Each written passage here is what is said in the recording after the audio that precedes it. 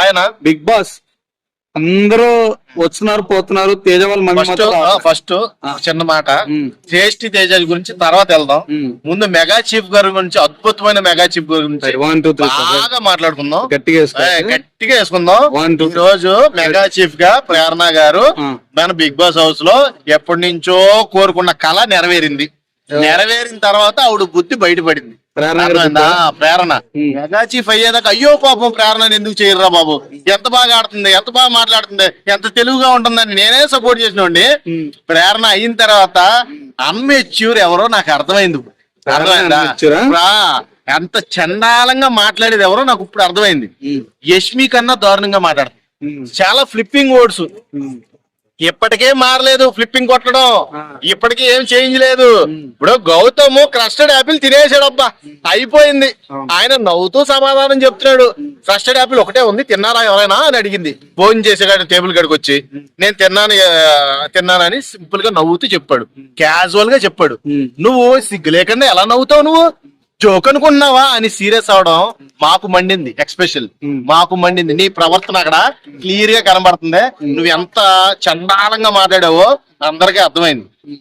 కాబట్టి ప్రేరణ నువ్వు mega chief గా కంటెంటర్ గా కూడా వేస్ట్.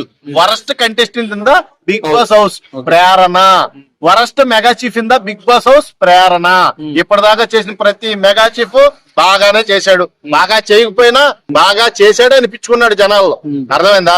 వాళ్ళ కంటెస్టెంట్లు నచ్చపోవచ్చు. ఒకడేమో బ్రేక్ఫాస్ట్ లేట్ అంటాడో, ఒకడేమో టాయిలెట్ క్లీన్ లేవు అంటాడో, ఇంకొకడేమో బెడ్షీట్లు లేవు అంటాడో. ఏయో కారణాలు ఉంటాయి. ప్రతి మైండ్ ఒకలాగా ఉండదు కదా. బిగ్ బాస్ హౌస్ అది ఒక గేమ్. అని నిన్ను ఇలాగా ఫస్ట్ టైం జనాలు వేస్ట్ మెగా చీఫ్ అనడం నేను ఎక్స్పెషల్లీ నేను అంటున్నా. Waste worst contestant, worst mega chief నువ్వే నా దృష్టిలో. అంటే వెళ్ళిపోవాలని ఏమైనా డ్రామాలు చేస్తున్నా? వెళ్ళిపోమాను. శ్రీపాద పుట్టినరోజు అయిపోయింది, మరి ముందే వెళ్ళిపోవచ్చు కదా. ఆ వెళ్ళిపోయేదో ముందే వెళ్ళిపోవచ్చు కదా. ఆల్రెడీ సెల్ఫ్ ఎవిక్టెడ్ చాలా మంది అవుతున్నారు, ప్రతిరోజు అవుతున్నారు. నువ్వు కూడా అయిపో. గంగం అయిపోయింది. మణికంఠ అసలు నీ టార్చర్ తట్టుకోలేక వెళ్ళిపోయాడు పాపం. నీ టార్చర్ తట్టుకోలేక వెళ్ళిపోయాడు మణికంఠ. నీ టార్చర్ ఎక్స్పెషల్ యష్మి టార్చర్, ఆ పృథ్వీ కూడా టార్చర్, మీ ముగ్గురు టార్చర్ తట్టుకోలేక దండం పెట్టేసి బిగ్ బాస్ కి ఈ రోజు టాప్ 2 కంటెస్టెంట్ సెల్ఫ్ ఎవిక్టెడ్. ఎవరిని పోతా గౌతమ్ సేవ్ చేసి పోయాడు. గౌతమ్ కి ఈ రోజున అందరికంటే బాగా ఎక్కువ బజ్ వచ్చింది. ఎందుకంటే వీళ్ళ చండాలమైన చేష్టలనే బాగా ఎదుర్కొన్నాడు కాబట్టి గౌతమ్ ఇప్పుడు మెగా అసలు కంటెస్టెంట్ కింద బాగా ఎదిగాడు.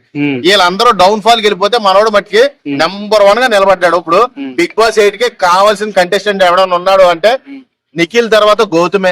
వీళ్ళిద్దరికి తగ్గపోరే జరుగుద్ది. ఇంకెవరో అంత పోటీగాళ్ళు ఆటగాళ్ళు ఎవడో లేడు లోపల. ఇంకొకటి చెప్తా, ఇక మన టేస్టీ తేజ విషయానికి వద్దాం. ఒకసారి చెప్పు టేస్టీ తేజ గురించి వద్దాం. టేస్టీ తేజ అయితే ఒక్క మాటలో చెప్పాలబ్బా, చాలా అంటే చాలా బాధపడుతున్నాడు వాళ్ళ ఫ్యామిలీ వీక్ ని రద్దు చేసినందుకు. ఎక్స్పెషల్లీ అక్కడ తప్పు చేశాడని పాయింట్ అవుట్ చేసి నాగార్జున గారు ఫ్యామిలీ వీక్ ని కట్ చేశాడు చూడు, అది నాకైతే చాలా చండాలం అనిపించింది. ఇంత దరిద్రంగా ఎవరో చెయ్యరు. ఈ వీక్ ఎలిమినేషన్ అయితే ఎవరు అవుతారు అనుకుంటున్నారన్నా? ఈ వీక్ ఎలిమినేషన్ అయితే చెప్పాను కదా, పృథ్వీ యష్మి ఇద్దరు డేంజర్ జోన్ లో ఉన్నారు. ఇద్దరు ఒకరైతే ఓకే.